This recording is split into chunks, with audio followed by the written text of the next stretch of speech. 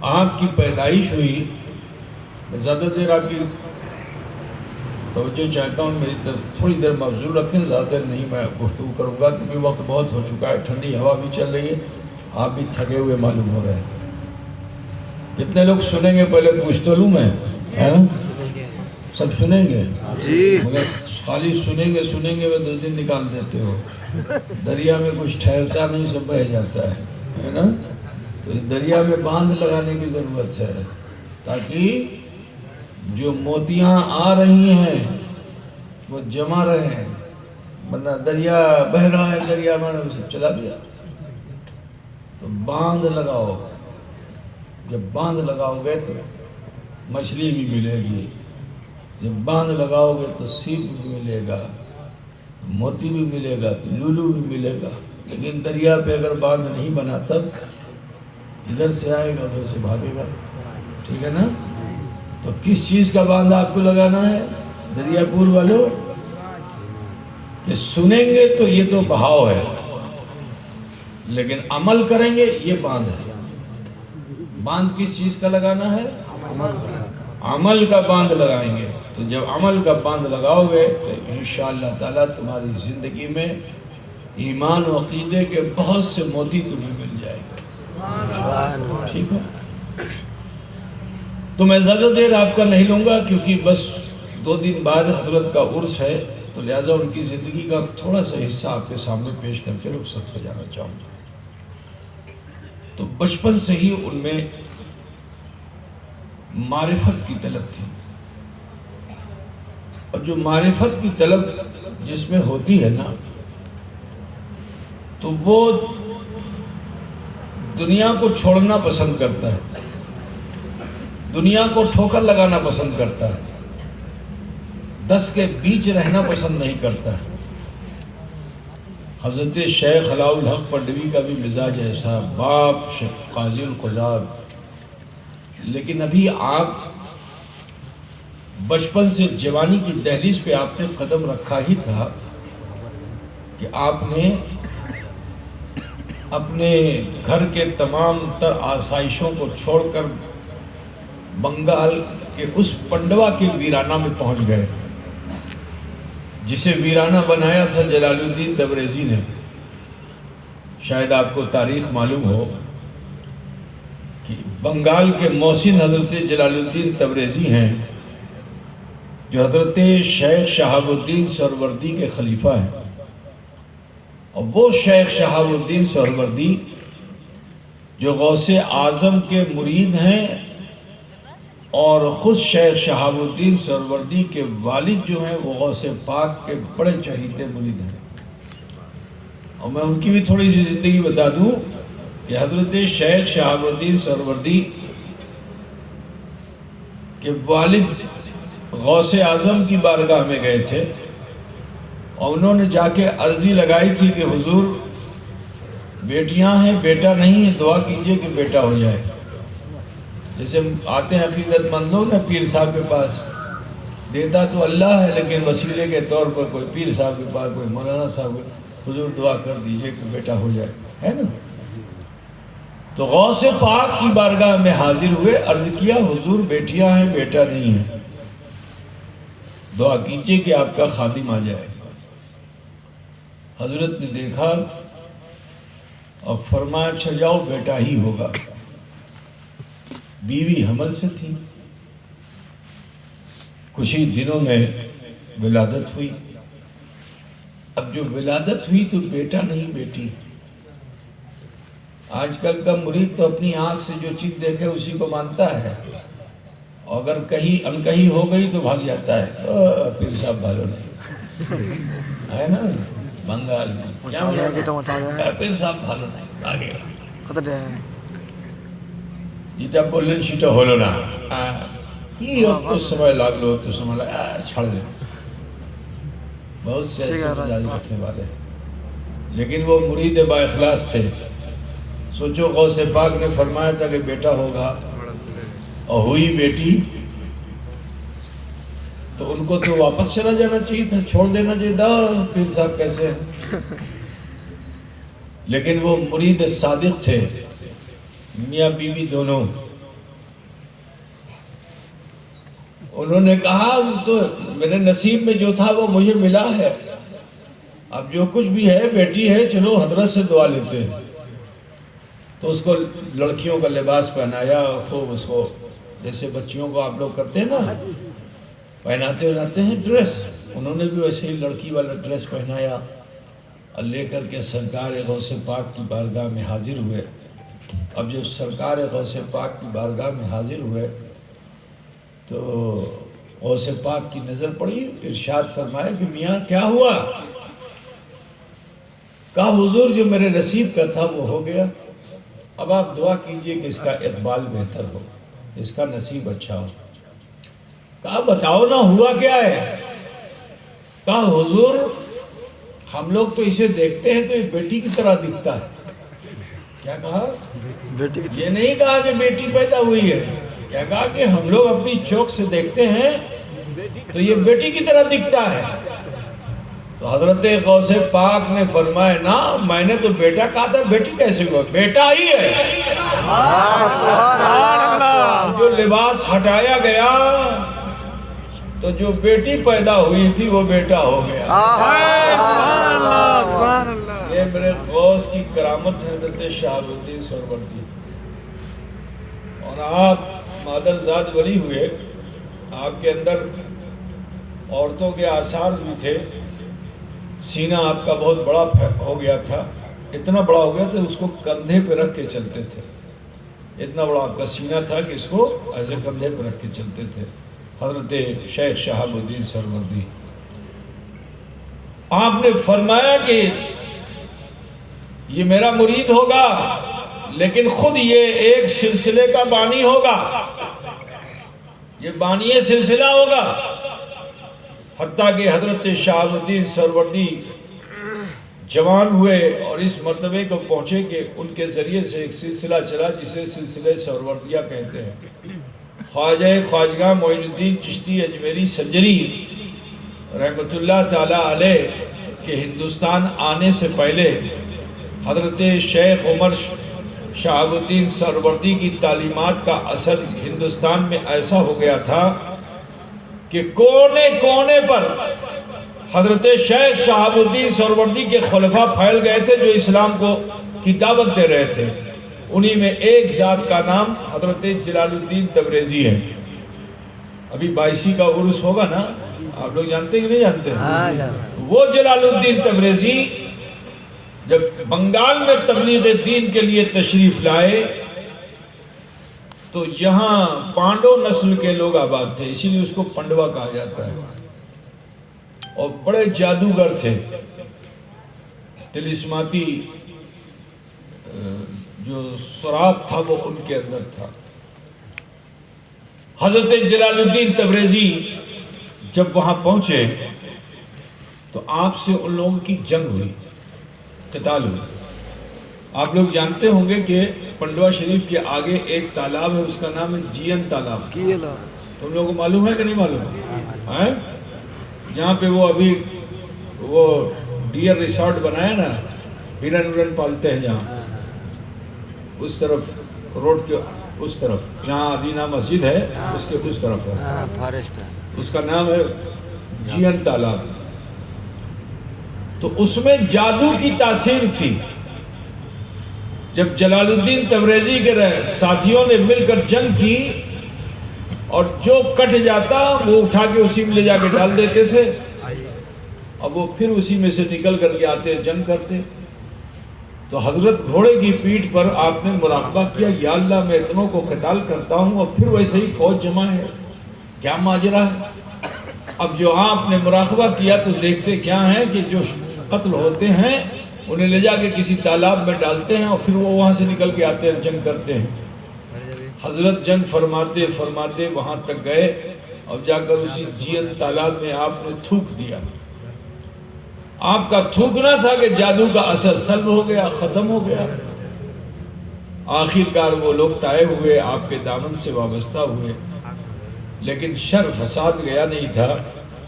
ڈھول تاشے نگاڑے بجاتے شام کو، اور حضرت خلوت پسند، مراقبے اور محاسبے میں وقت گزارنے والے، حتیٰ کہ ایک روز حضرت جلال الدین تبریزی کسی کیفیت میں تھے کہ وہاں کے لوگ ناچتے گاتے ادھر سے جو گزرے تو آپ نے اشارہ فرمایا.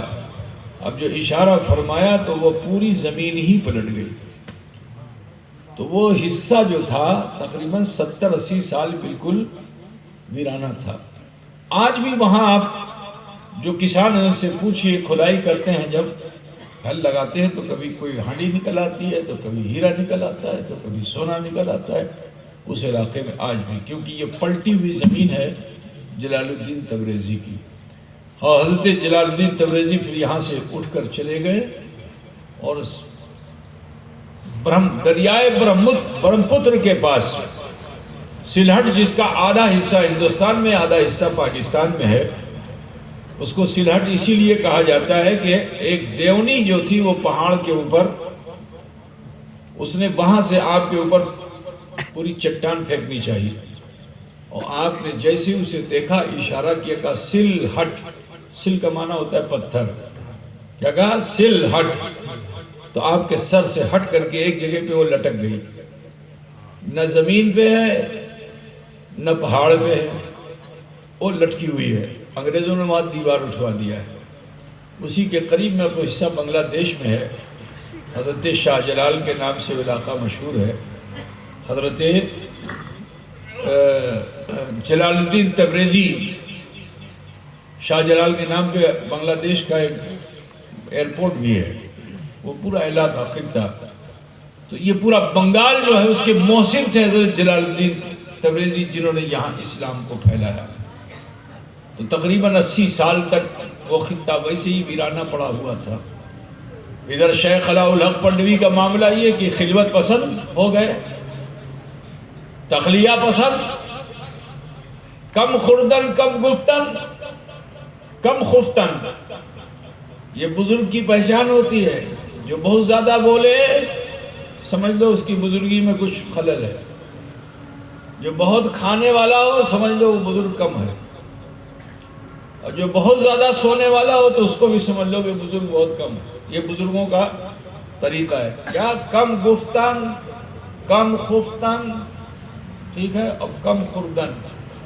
کم کھانا، کم بولنا اور کم سونا، یہ بزرگ کی چین ہوتی ہے. پتہ تو بجھتے ہیں نا. اور بولے وہی کہ جو بالکل موافق ہو اور شریعت کے مطابق ہو. بلا وجہ اب بہت کم بولے، اور جب بولے تو پھر ایسا بولے کہ جو شریعت کے خلاف، تو وہ اللہ کا ولی نہیں ہو سکتا، بزرگ نہیں ہو سکتا. یہ مزاج بن جاتا ہے. جس کو اللہ تعالیٰ مرتبہ ولایت پہ فائز فرمانے والا ہوتا ہے، اس میں یہ مزاج بن جاتا ہے کہ کم خفتن کم گفتن کم خوردن. شیخ علاء الحق پنڈوی کے والد تو مرجع خلائق تھے. ہر وقت بھیڑ لگی رہتی تھی. کبھی کوئی حاجت مند آ رہا ہے تو کبھی کوئی حاجت مند آ رہا ہے، کبھی کوئی ضرورت مند آ رہا ہے، کبھی کوئی فریادی آ رہا ہے. حضرت شیخ علاء الحق پنڈوی اس ماحول سے گھبرا کر کے جنگل میں چلے گئے. لیکن سنو ایک بات بتا دوں کہ جو دنیا کو ٹھوکر لگاتا ہے نا تو دنیا اس کے پیچھے بھاگتی ہے. دنیا کو ٹھوکر جو لگاتا ہے، جو دنیا کو پکڑنے میں ہوتا ہے، پیچھے دیکھو تو خالی. لیکن جو دنیا کو ٹھوکر لگا کے آگے بڑھتا ہے تو دنیا اس کے پیچھے بھاگتی ہے. کوتا تھا بجھتے چھنا بابا کچھ سویدھا زیادہ دیر نہیں لوں گا میں تمہارا. جوانی میں وہاں پہنچ گئے. اب جو وہاں پہنچ گئے تو مراقبہ، محاسبہ، ذکر و اذکار کرنے لگے. اور اللہ تعالیٰ علم ظاہر سے تو آراستہ تھے. پنڈوا میں جو آپ نے مراقبہ محاسبہ کیا تو اللہ نے علم لدنی بھی عطا فرما دیا. اور جس عالم کو علم لدنی حاصل ہو جاتا ہے اس کے لیے کتاب کھولنے کی ضرورت نہیں ہوتی ہے، سب کچھ اس پر آیا ہوتا ہے. تو جانتے ہو 700 علماء کے محافظ حضرت شیخ علاء الحق پنڈوی کی بارگاہ میں اس جنگل میں حاضر ہوتے تھے اور اپنی شریعت کی، فقہ کی الجھی ہوئی گتھیوں کو سلجھانے کے لیے حاضر ہوتے تھے. سب پرشنوں لکھ کے آتے تھے. ایٹا پرشنوں کربو، ایٹا پرشنوں کربو، ایٹا پرشنوں کربو، ایٹا پرشنوں کربو. لیکن حضرت شیخ علاء الحق پنڈوی کے سینے کو اللہ تعالیٰ نے ایسا آئینہ بنا دیا تھا، ایسا آئینہ بنا دیا تھا کہ سامنے والے کا دل ان کے سینے پر روشن ہو جاتا تھا۔ حضرت شیخ علاء الحق پنڈوی کے سینے پر روشن ہو جاتا تھا، اور روشن ضمیری ایسی تھی آپ میں، تو آپ پھر بلی خطیب ہو گئے، تقریر کرتے۔ اب جو تقریر کرتے تو اسی تقریر میں یہ جتنے سائل سوال کرنے والے آتے، پرشن لکھ کے آتے تھے، یہ سارے پرشنوں کا جواب آپ اپنی تقریر میں دے دیتے تھے۔ کسی کو انتظار کرنے کی ضرورت نہیں، سوال کرنے کی ضرورت نہیں۔ حضرت شیخ علاء الحق پنڈوی خود سے اس کا جواب دیتے، عالم لوگ نوٹ کر کے لے کے جاتے، صفحہ نمبر اتنا، کتاب نمبر فلاں، کتاب فلاں صفحہ فلاں سطر، سب لے کے چلے جاتے، اور جا کے جب کتاب کھولتے تو وہی ملتا جو حضرت علاء الحق بول چکے ہیں۔ سبحان اللہ، سبحان اللہ۔ تو ایسے تھے حضرت شیخ علاء الحق پنڈوی۔ تو جب عالم کے لیے مرجع خلائق کوئی بن جائے تو عوام کے لیے کیسا ہوگا؟ ذرا بتاؤ، جس کے پاس عالم اتنے جاتے ہوں تو اس کے پاس عوام کتنی جائے گی، ہے نا؟ تو عوام بھی بھیڑ لگا لیں گی۔ اب عوام کا تو حال یہ تھا کہ جب تک ملے گا نہیں در چھوڑوں گا نہیں۔ تو حضرت شیخ علاء الحق پنڈوی اب کسی کو بھوکا بھی نہیں رکھ سکتے، تو پھر لنگر شروع کر دیا۔ اب جو لنگر شروع ہوا تو 1 آیا، 2 آیا، 10 آیا، 5 آیا، 20 آیا، 1000 آئے۔ اب جتنے آ رہے ہیں سب کو لنگر پہ کھلایا جا رہا ہے، مگر کھانا لذیذ نہیں کھلاتے تھے، مرغا مچھلی نہیں کھلاتے تھے، پنتا بھات کھلاتے تھے۔ کیا؟ کھچڑی کھلاتے تھے۔ آج بھی کھچڑی ہوتی ہے نا پنڈوا شریف میں، پنتا بھات کھلاتے تھے۔ پنتا بھات بوجھتے ہو نہیں تم لوگ؟ رات کا چاول بھگو کے رکھ دیا جائے، صبح کو تم لوگ تو بھاجا کر کے بناتے ہو نا، اس کو فرائیڈ رائس کر دیتے ہو۔ نہیں، وہ بھاجا نہیں ہوتا تھا، کیونکہ اس میں نمک نہیں ڈالا جاتا تھا، اس میں مرچا نہیں ڈالا جاتا تھا، اس میں تیل نہیں ڈالا جاتا تھا، صرف بھات ہوتا تھا، بھات پانی میں بھیگا ہوا۔ جانور کو بھی کھلاؤ گے تو نہیں کھائے گا۔ دیکھو، اللہ کی معرفت کو پانے کے لیے سب سے پہلے زبان کی لذت پہ قابو کرنا پڑتا ہے۔ اللہ کی معرفت کو پانے کے لیے زبان کی لذت کو پہ قابو، جب تک زبان کی لذت پہ قابو نہیں پاؤ گے لذت معرفت حاصل نہیں ہو سکتی ہے۔ اسی لیے خانقاہوں میں اب تو رواج دھیرے دھیرے ختم ہوتا جا رہا ہے، کیونکہ مرید اپنی مرضی لے کے جاتا ہے، پیر کی مرضی پہ چلتا نہیں ہے۔ پیر صاحب کچھ کہنا چاہے تو سنتا نہیں ہے، اپنی مرضی کا کہے، بیٹا چاہیے تو بیٹی چاہیے تو دولت چاہیے تو ثروت چاہیے، کشمیر سے کنیا کماری مانگ لیتا ہے نا بھائی، ایسا کرتا ہی نا۔ پیر صاحب بھی کوتا کو نہیں مانتا ہے۔ میرے عزیز، خانقاہوں میں جو لوگ طالب صادق ہوتے ہیں تو ان کو چلا کرایا جاتا ہے، ترک حیوانات جلالی و جمالی کرایا جاتا ہے کہ گوشت کھاتے پربے نا، ٹھیک ہے، انڈا ڈیم کھاتے پربے نا، دودھ کھاتے پربے نا، دہی کھاتے پربے نا، جو تو چیز یہ زبان کو لذت دی سب پوڑو بوندو، ٹھیک ہے۔ تو وہ خانقاہ تھی، وہاں تو پنتا بھات کھلایا جاتا تھا، مگر کھلاتے سب کو تھے۔ اب یہاں کا جو راجہ تھا، شاہ حسین نام تھا غالباً اس کا، ہاں حسین، اس کو بڑا خراب لگا کہ میں راجہ ہو کے بھی اتنے لوگوں کو نہیں کھلا پاتا اور یہ فقیر ہو کر کے اتنے لوگوں کو کھلاتے ہیں۔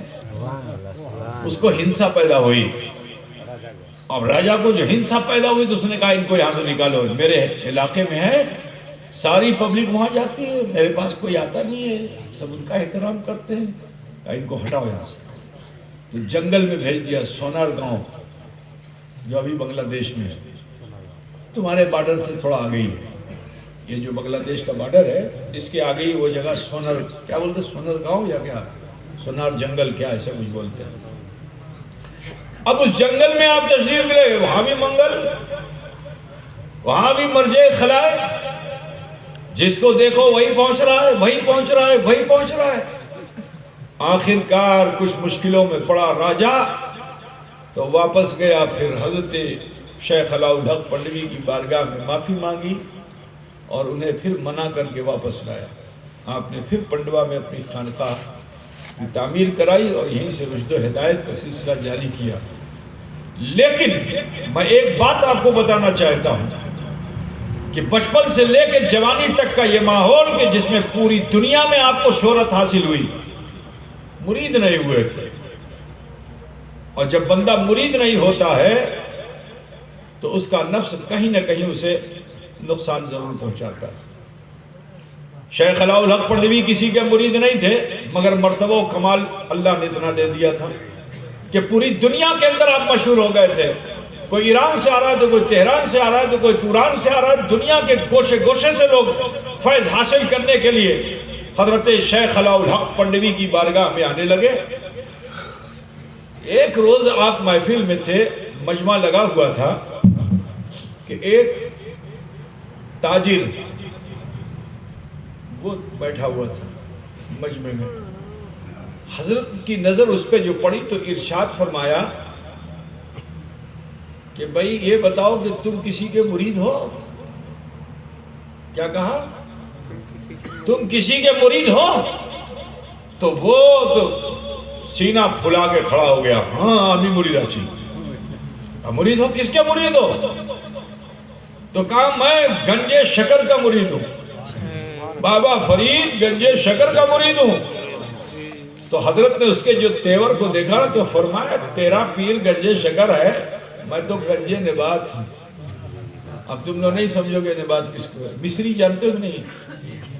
مصری پوچھتے ہو نا، مصری تال مصری پوچھتا ہے نا، تو ایک ہوتی چینی ایک ہوتی تال مصری، تو کوالٹی میں کون بہتر ہے؟ بولو، تال مصری بہتر ہے نا۔ تو مرید کی سمجھ میں یہ آیا کہ پیر صاحب یہ بابا یہ بولتے ہیں کہ میں مصری ہوں اور تمہارا پیر تو چینی ہے نا۔ اس کو بڑا برا لگا،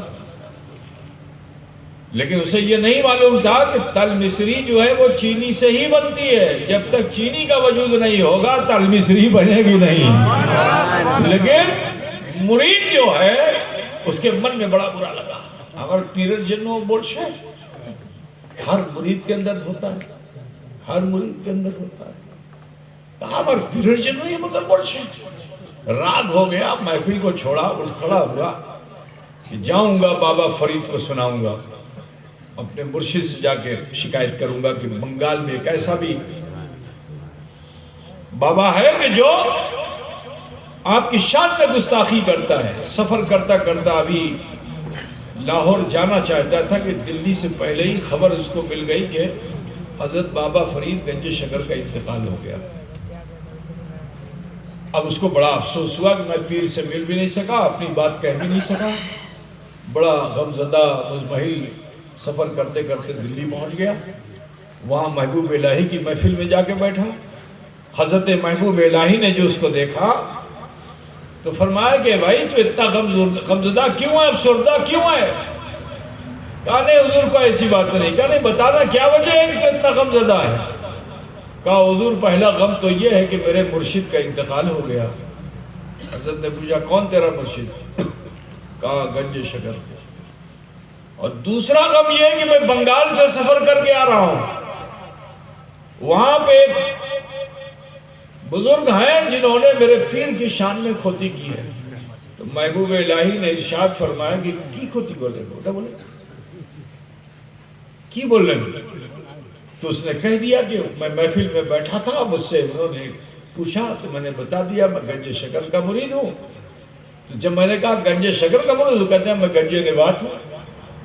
تو محبوب الہی بھی اپنے پیر کے مرید، بابا فرید کے مرید، وہ بھی راگ ہو گئے، ہاں ایسا بولتا ہے۔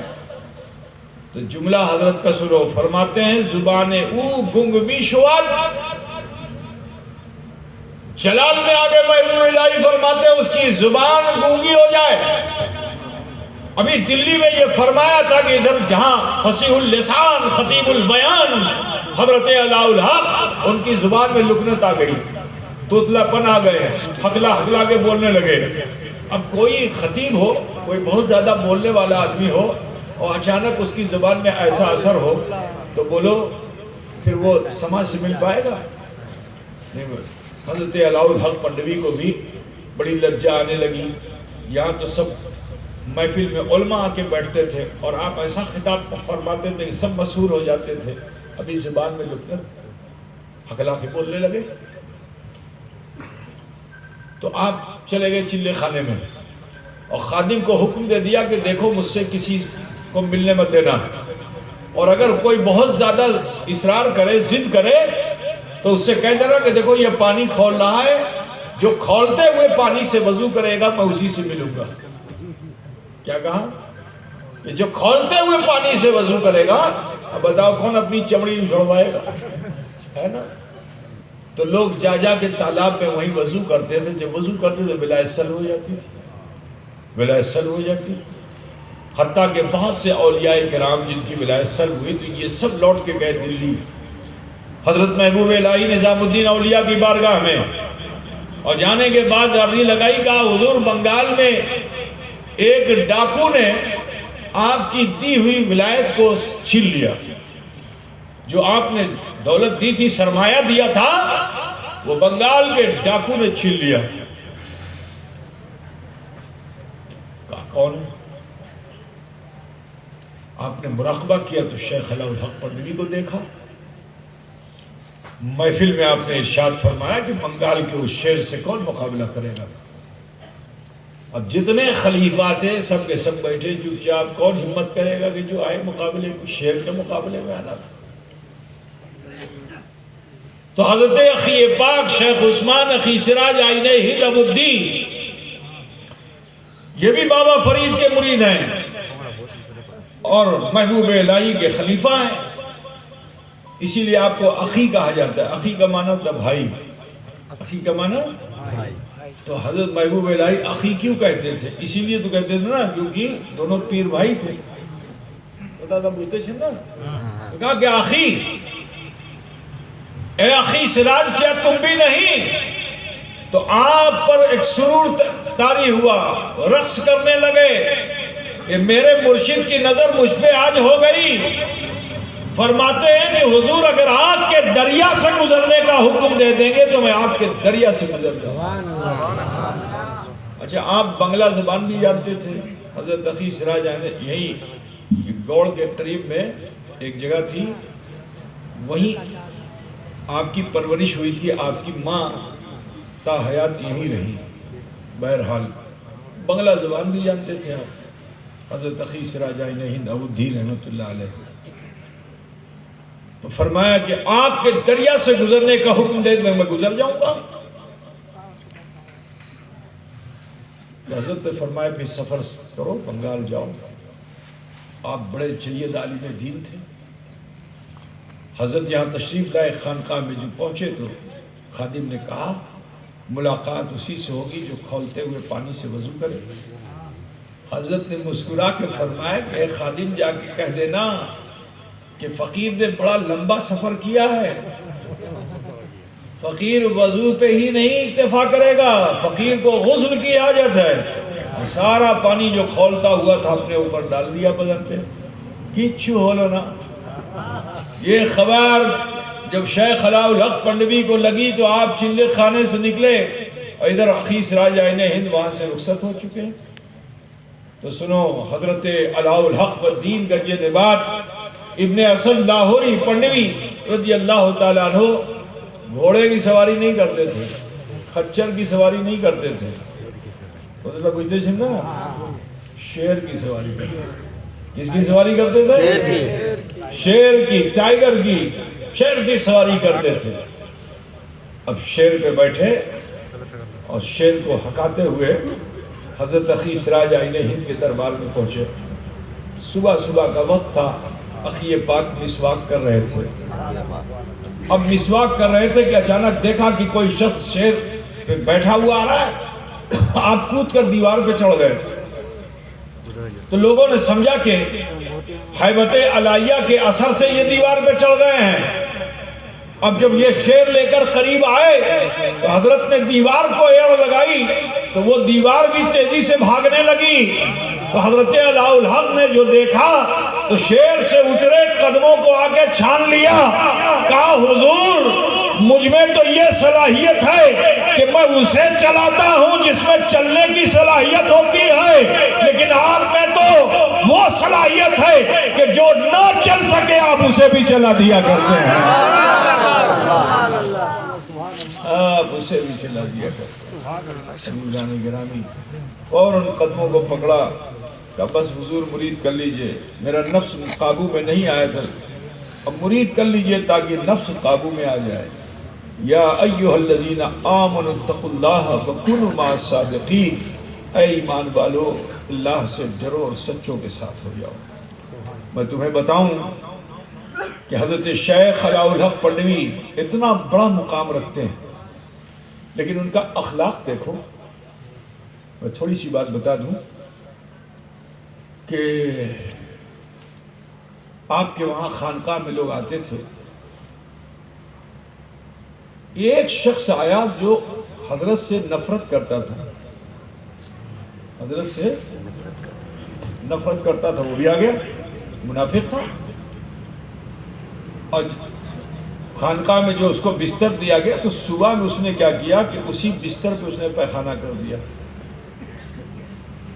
اسی بستر پیخانہ کر کے روانہ ہو گیا. تو حضرت شیخ علاء الحق پنڈوی کو جو خبر لگی تو آپ کو تو غصہ آنا چاہیے تھا, جلال میں آنا چاہیے تھا, لیکن آپ نے ایسا نہیں کیا. فرماتے ہیں وہ میرے گھر کا مہمان تھا, اس سے یہ خطا سرزد ہو گئی ہے, تو لہٰذا اس کی گندگی اور غلاظت کو دھونے کے لیے کسی غلام اور لونڈی کی ضرورت نہیں ہے, میرا بیٹا نور قطب عالم دھلے گا. ذرا خیال کرو. تو جو اللہ والے ہوتے ہیں نفس ان کا اتنا ٹوٹ چکا ہوتا ہے, ہم اور آپ ہوتے تو شاید بستری اٹھا کے پھینک دیتے, زیادہ سے زیادہ یہ کرتے, لیکن دیکھو جو اللہ والے ہوتے ہیں ان کا نفس اتنا ان کے قابو میں آ چکا ہوتا ہے. من کان للہ کان اللہ لہ, جو اللہ کے لیے ہو جاتا ہے اللہ اس کے لیے ہو جاتا ہے. تو حضرت شیخ علاء الحق والدین گنج نبات ابن اسد لاہوری پنڈوی رحمۃ اللہ تعالیٰ علیہ وہ ہیں کہ جنہوں نے اپنے نفس کو قابو میں کیا اور سچے کی صحبت میں جو آ گئے تو اللہ تعالیٰ نے ان کے مرتبے اتنے بلند کیے کہ ان کا مرید قطب بھی ہو گیا, ان کا مرید غوث بھی ہو گیا. ذرا خیال کرو. تو اس پیر کا عالم کیا ہوگا کہ جس کے مرید کا عالم یہ کہ مرید غوث العالم ہو, وہ ایسے مخدوم العالم ہے کہ جن کا مرید غوث العالم ہو اور جن کا بیٹا جانشین مرید قطب عالم ہو. میں تمہیں بتاؤں کہ آپ اپنے مریدوں کی نفس کشی کے لیے خانقاہ میں سیوا لیا کرتے تھے, کسی سے جھاڑو دلواتے, کسی سے برتن دھلواتے, کسی سے کھانا پکواتے, کسی سے پانی بھرواتے, کسی سے لکڑی جنگل سے لانے کو کہتے کہ سیوا کرواتے. لیکن جب حضرت مخدوم اشرف جہانگیر سمنانی آ گئے تو آپ تو سید زادے تھے, یہ بھی بتا تھا. چلو دیکھو سیدوں کا احترام لوگ کہتے ہیں اس زمانے میں سیکھا گیا. سیدوں کا احترام تو 1400 سال سے لوگ کر رہے ہیں, ہے نا بھائی. لوگ کہتے ہیں اسی زمانے میں لوگوں نے سیکھا ہے, ورنہ اس سے پہلے سید کا احترام نہیں ہوتا تھا. اور تاریخ بتا دوں بہت دور کی نہیں, 700 سال پہلے حضرت اشرف جہانگیر سمنانی جو یہاں تشریف لائے تو آپ آل رسول سید زادے اور حضرت علاء الحق پنڈوی خالد ابن ولید کی اولاد, حضرت خالد ابن ولید سیف اللہ المسعول کی اولاد. تو جب آپ تشریف لائے تو آپ کا بڑا احترام کیا, آپ کے لیے چوکی لگوائی, آپ نے خدمت کرنا چاہا تو آپ نے فرمایا کہ میاں شہزادے آپ کے لیے یہی ہے کہ آپ ان کی نگرانی کریں. تو حضرت کے لیے چوکی لگوائی. لیکن حضرت کو بھی فخر ہونا چاہیے, مرید لوگوں کو فخر ہوتا ہے نا, کسی پیر صاحب سے کوئی مرید کو اگر تھوڑا سا عہدہ مل جاتا ہے, پدوی مل جاتی ہے تو بڑا سینہ پھلا پھلا کے چلتا ہے, بڑا اینٹ کے چلتا ہے نا بھائی. تھوڑا سا پیر صاحب اگر اس کو اہمیت دے دے بڑا سینہ کھل جاتا ہے. ہوتا ہے کہ نہیں ہوتا ہے ایسا؟ ایسا نہیں ہونا چاہیے. اس کو اور جھک جانا چاہیے. پیڑ پہ پھل لگ جائے، گاچھ لگ جائے، گاچھ پہ تو شاخہ کو جھکنا چاہیے نا. لیکن جو شاخہ نہیں جھکتی ہے وہ برگد کا گاچھ ہے نا. برگد سمجھو، وٹر گاچھ. تو وٹر گاچھ میں بھی پھل لگتا ہے مگر وہ جھکتا نہیں ہے. تو جھکتا نہیں تو وٹر گاچھ اتنا موٹا ہوتا ہے مگر بیکار ہے.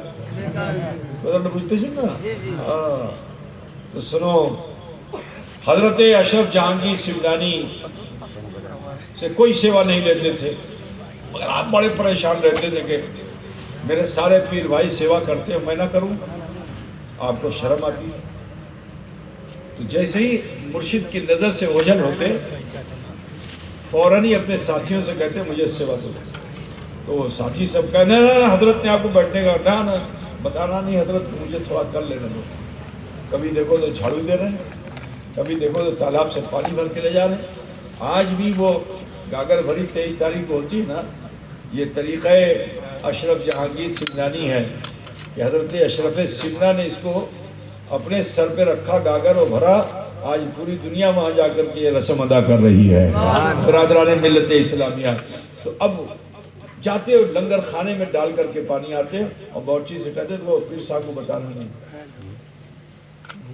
جنگل چلے جاتے، لکڑیاں کاٹتے، جو کاٹنے گیا اس کو کچھ اجرت بھی دیتے اور اس کا کلہاڑا لیتے، لکڑی کاٹتے، اپنے کندھے پہ رکھتے اور لے کے آتے، پیش کرتے. اب پیر صاحب کو بتانا نہیں. اچھا بتاؤ، پیر صاحب سے کوئی چیز چھپتی ہے؟ پیر صاحب میں نہیں چھپتی ہے. پیر کی نظر میں مرید ہمیشہ رہتا ہے، اتنا آپ جان لو. پیر صاحب آویں یا نہ آویں، لیکن پیر کی نظر میں مرید رہتا ہے. ٹھیک ہے نا. یہ مت سمجھنا کہ دریا پور میں پیر صاحب آئے اور تو آئے ہیں تو دیکھ رہے ہیں، اور نہیں آئے تو نہیں دیکھ پائیں گے.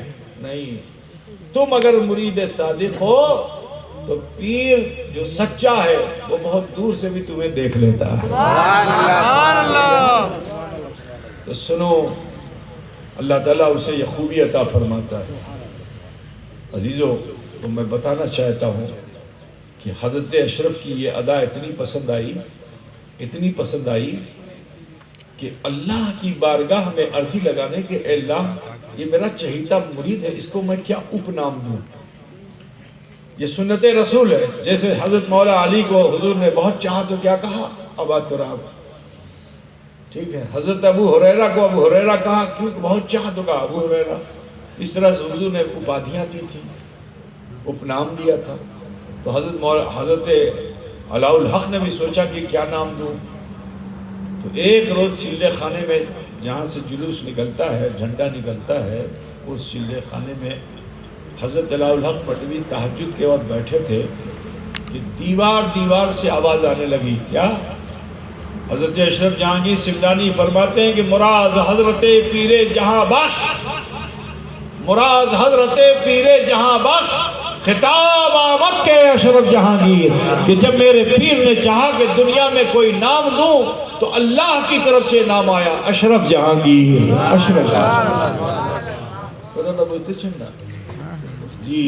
اور اس کے بعد بلایا اشرف سمنا کو اور فرماتے ہیں کہ دیکھو فرزند اشرف، عنقریب تمہیں مقام غوثیت سے سرفراز کیا جائے گا، لیکن جب تم غوثیت کے مقام پہ پہنچنا تو میرے فرزند نور کو فراموش نہیں کرنا. 14 شعبان المعظم کو حضرت مخدوم اشرف جہانگیر سمیت سب تاریخی باتیں بتا رہا ہوں میں آپ کو.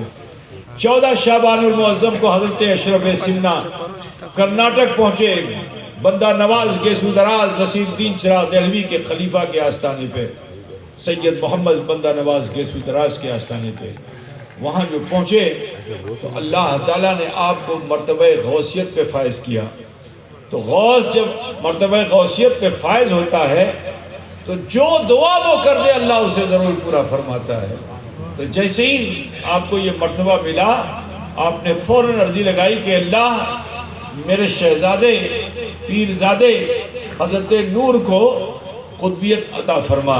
ابھی یہ دعا فرمائی تھی کہ یہاں خانقاہ معلیٰ میں آپ کو اللہ تعالیٰ نے مقام قطبیت عطا فرمایا. آج جو وہاں یہ میلہ لگتا ہے عرس نہیں ہوتا, لوگ آتے ہیں, جمع ہوتے ہیں, یہ اسی کی خوشی کا میلہ ہے, یہ اسی کی خوشی کا میلہ ہے. تو بہرکیف اب زیادہ بات کو لمبا نہیں کرنا ہے, بس بتانا یہ کہ انشاءاللہ تعالیٰ ان کا عرس پاک 23, 24, 25 رجب المرجب کو ہوگا.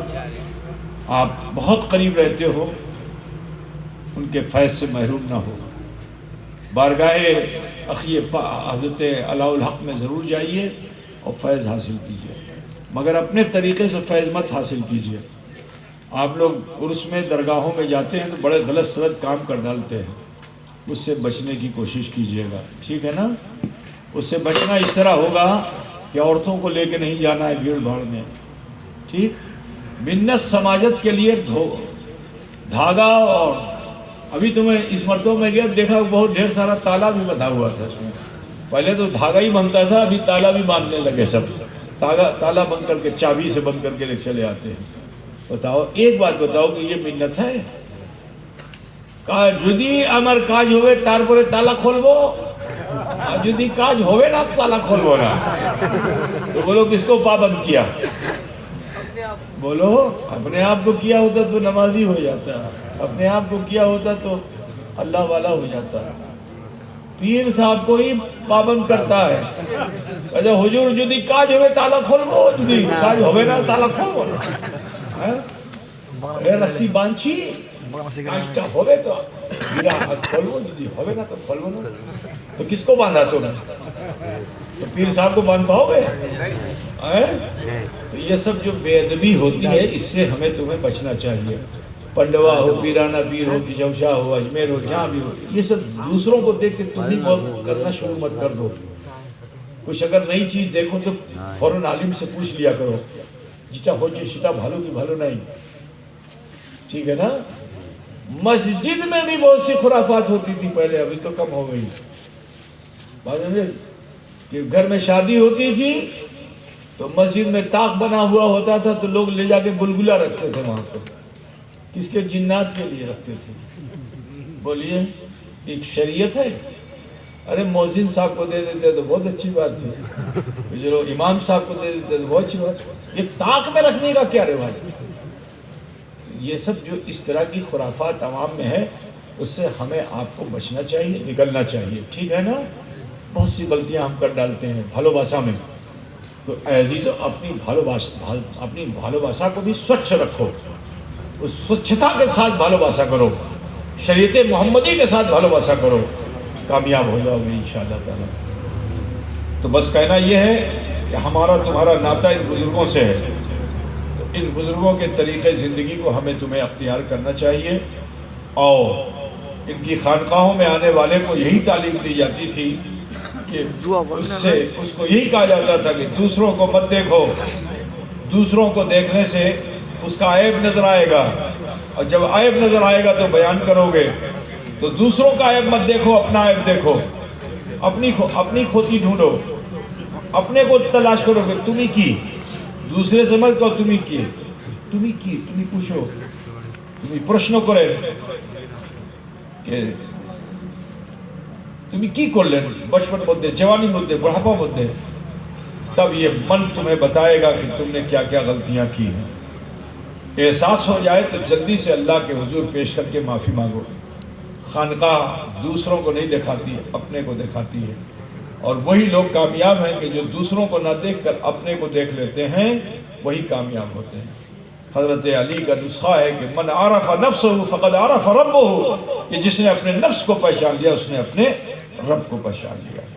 تو لہٰذا آپ سب سے کہنا یہی ہے کہ آؤ طریقہ الہیہ ہم حاصل کر لیں, اور دو زانوں بیٹھ کر تھوڑی دیر مراقبہ کریں اور سوچیں کہ اللہ مجھے دیکھ رہا ہے, اور پھر دھیان دیں کہ مجھ سے کیا بھول اور خطا ہوئی.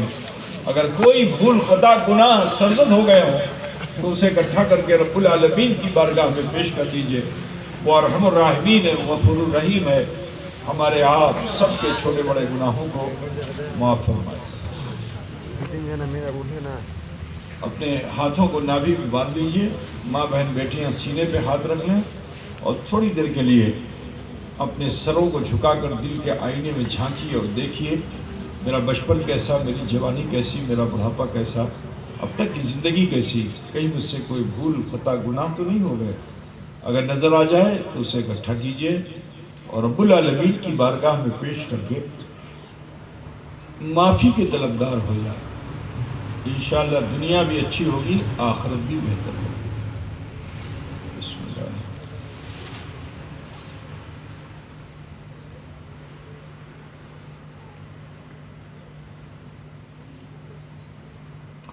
پڑھیے جس میں پڑھتا ہوں. بسم اللہ الرحمن الرحیم. لا الہ الا اللہ محمد رسول اللہ. استغفر اللہ ربی من کل ذنب واتوب الیہ. اے اللہ تیری بارگاہ میں سچے دل سے سب چھوٹے بڑے گناہوں سے ہم توبہ کرتے ہیں اور ہم وسیلہ چاہے تیرے محبوب سید عالم نور مجسم احمد مجتبی محمد مصطفیٰ صلی اللہ علیہ وسلم. اس مختصر سے وقت میں اللہ کریم نے ہم سب پہ فضل فرمایا کہ ہم نے کلمہ شریف پڑھا اور استغفار کیا. نبی رحمت صلی اللہ علیہ وسلم کے فرمان کے مطابق ہم اور آپ بالکل ایسے ہو چکے ہیں جیسے ماں کے پیٹ سے پیدا ہونے والا بچہ ہوتا ہے. اب ضروری یہ ہے کہ اپنی آنے والی زندگی کو بہتر بنائیے، غلط کاموں سے اپنے آپ کو بچائیے، یہی عمل کیجیے. نماز سے کسی حال میں بھی غافل نہ ہو. اولین پرسش نماز ہے. جو لوگ نماز نہیں پڑھتے وہ جھوٹ بہت بولتے ہیں.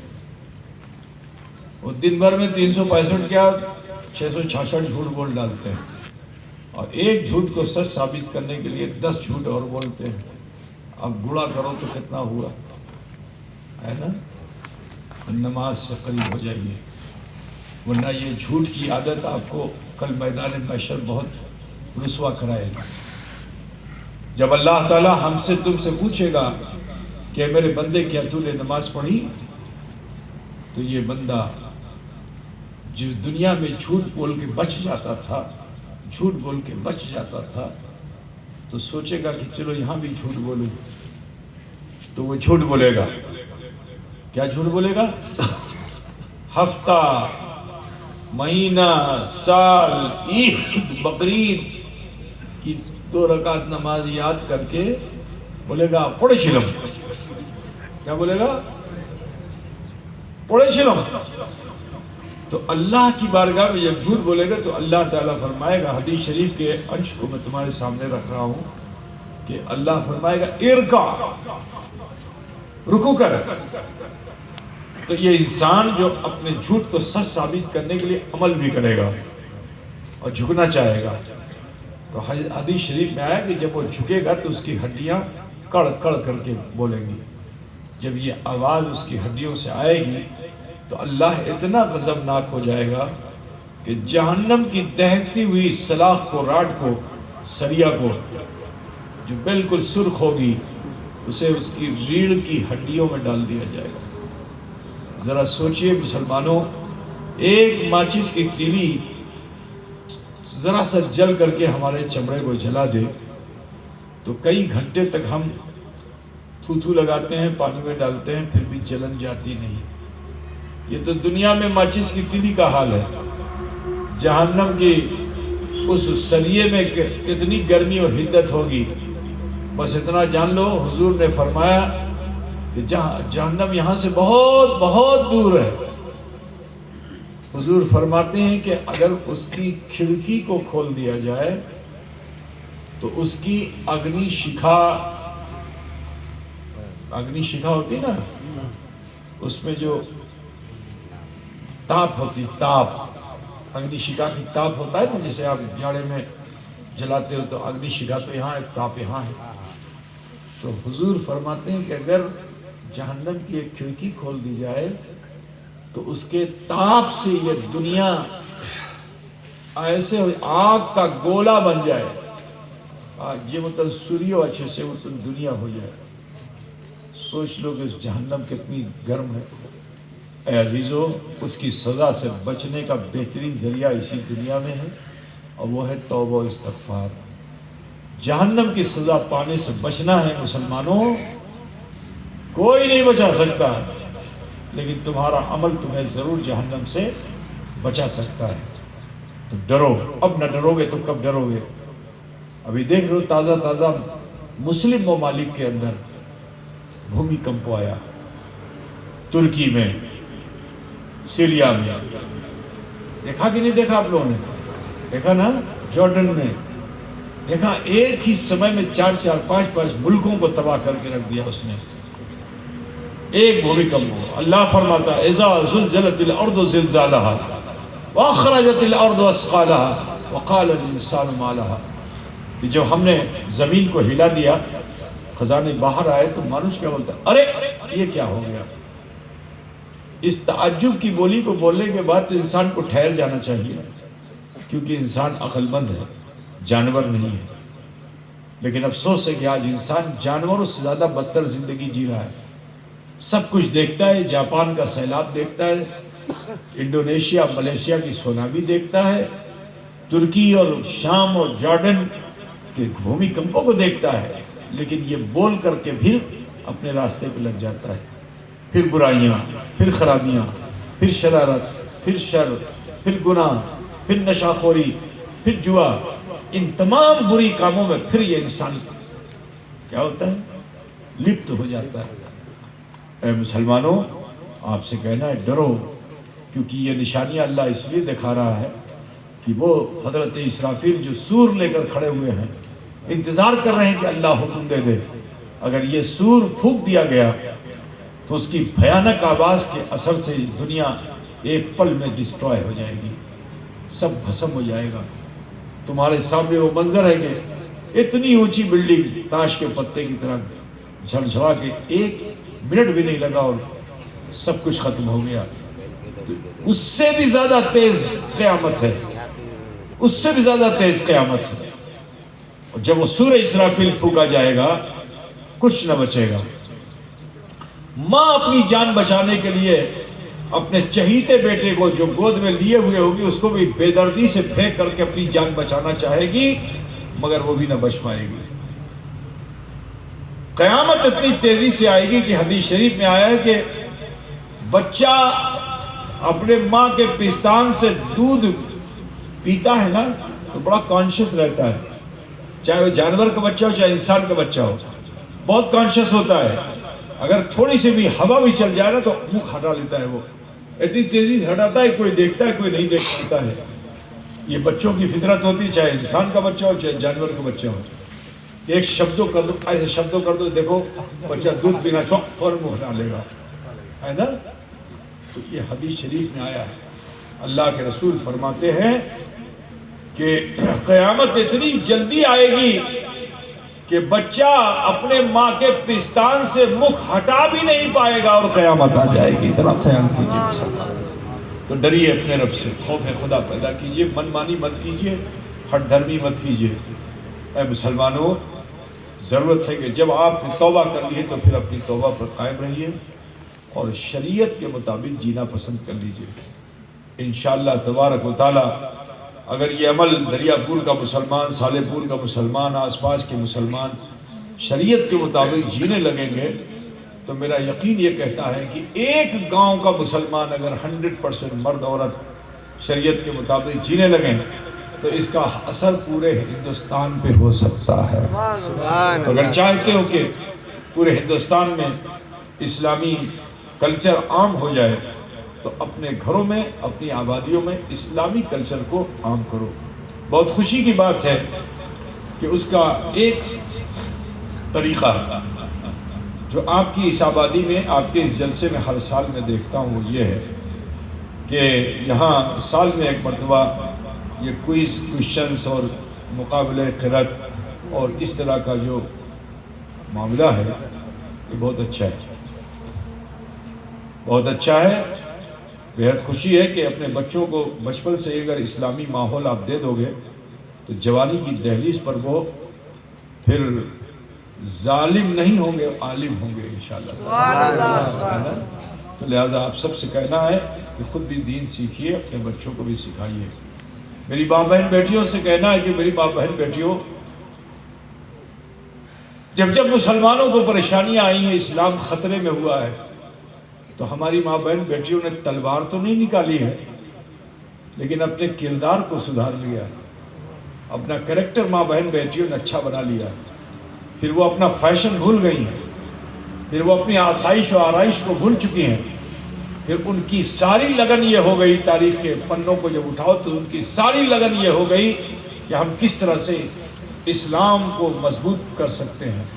تو اسلام کو مضبوط کرنے میں ہماری ماں بہن بیٹیوں نے یہی کیا کہ پھر اپنے گھروں سے گندگی کو دور کیا، ناپاکی کو دور کیا، خود بھی پاک ہوئی، اپنے گھر کو بھی پاک کیا، اور وقت وقت پہ مصلے بچھا کر عبادت کرنے لگی ماں بہن بیٹیاں، قرآن کی تلاوت کرنے لگی ماں بہن بیٹیاں۔ تو ان کے بچوں نے، جنہیں ماں نے سکھایا بھی نہیں، آنچل پکڑ کر کے وہ بھی قیام و رکوع و سجدہ کرنے لگے بچے بچیاں۔ تو جب ایسا ماحول گھر میں بننے لگتا ہے تو اس کا اثر سماج میں بھی جاتا ہے، باہر کی دنیا میں بھی جاتا ہے۔ تو میری بہن بیٹیوں، تم سے کہنا ہے کہ اللہ کا شکر ہے کہ تم جاہل نہیں ہو، پڑھی لکھی ہو، اور اپنے گھروں میں قرآن کی تلاوت بھی کرو، اور اب تو ہر زبان کے اندر ترجمہ و تفسیر آ چکی ہے۔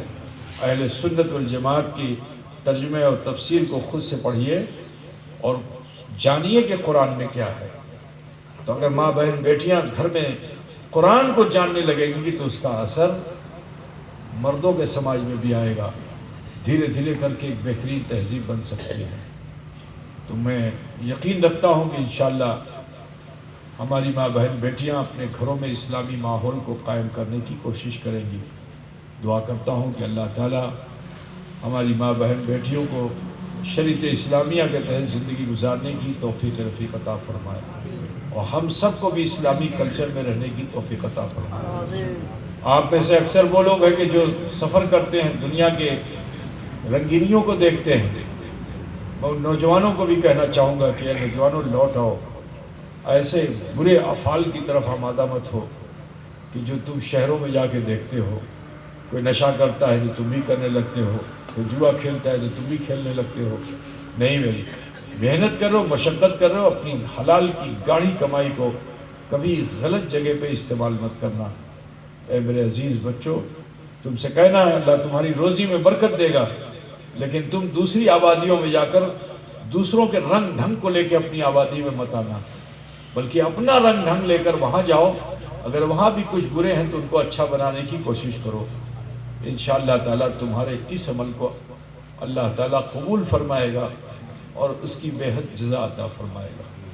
مجھے امید ہے کہ نوجوان جو میری بات کو سن رہے ہیں اس پیغام کو خود قبول بھی کریں گے اور دوسروں تک پہنچانے کی کوشش کریں گے۔ دعا کرتا ہوں کہ اللہ تعالیٰ ہمیں تمہیں سب کو عمل خیر کی توفیق رفیق عطا فرمائے۔ آخر میں چلتے چلتے مخدوم اشرف مشن جو ہمارے مرشد کامل اشرف الاولیاء کی زندگی کے آخری سالوں کا حسین تحفہ ہے، جسے قائم کرنے میں آپ کے بڑوں نے اور آپ نے بھی محنت کی، لگن کی وجہ سے آج مخدوم اشرف مشن اس حال کو پہنچ گیا کہ تقریباً 79 بچوں کے سروں پہ دستار رکھی جائے گی۔ وہ عالم، فاضل، حافظ، قاری ہوں گے انشاءاللہ تبارک تعالیٰ، جو قوم کے رہنما بنیں گے انشاءاللہ۔ دعا کیجئے کہ جو عزائم مقاصد ہیں وہ ہم جلد سے جلد پورا کر سکیں مل کر کے۔ جو کام مشن میں اب تک ہوا ہے کہیں اس سے آپ لوگ راگ تو نہیں بھائی؟ راگ آچے کاشتا مندو کرتے ہوئے کہ بندو کرتے ہوئے کہ آگے بڑھاتے ہوئے ہے نا؟ اپنا سمرتھن سہیوگ آگے نا انشاءاللہ۔ ہمیں امید ہے ہی نہیں یقین ہے کہ آپ جس محبت کے ساتھ لگے ہوئے ہیں، میں تو یہ نہیں کہہ سکتا کہ میں کل ایسا کر دوں گا، لیکن اللہ جب چاہے گا انشاءاللہ تعالی ہماری آپ کی محنت کو برباد نہیں ہونے دے گا۔ انشاءاللہ بہت جلد ہے نا مخدوم اشرف مشن کے کارنامے آپ کے سامنے آنے لگے گے انشاءاللہ تبارک تعالی۔ دعا فرمائیے کہ اللہ تعالی ہمیں آپ سب کو اخلاص کے ساتھ دین کی خدمت کرنے کی توفیق رفیق عطا فرمائے۔ انشاءاللہ تعالی 14-15 فروری کو یعنی 22-23 رجب المرجب کو مخدوم اشرف مشن کے احاطے میں حضور اشرف الاولیاء کا سالانہ عرس ہوگا جو 25واں سالانہ عرس ہے سلور جبلی کے نام سے. اس میں آپ جگ در جگ تشریف لائیے اور اپنے مرشد کا فیضان حاصل کیجیے. دوسرے دن دستار بندی کی رسم ہوگی. ان دونوں دنوں میں جلیل القدر علماء تشریف لائیں گے.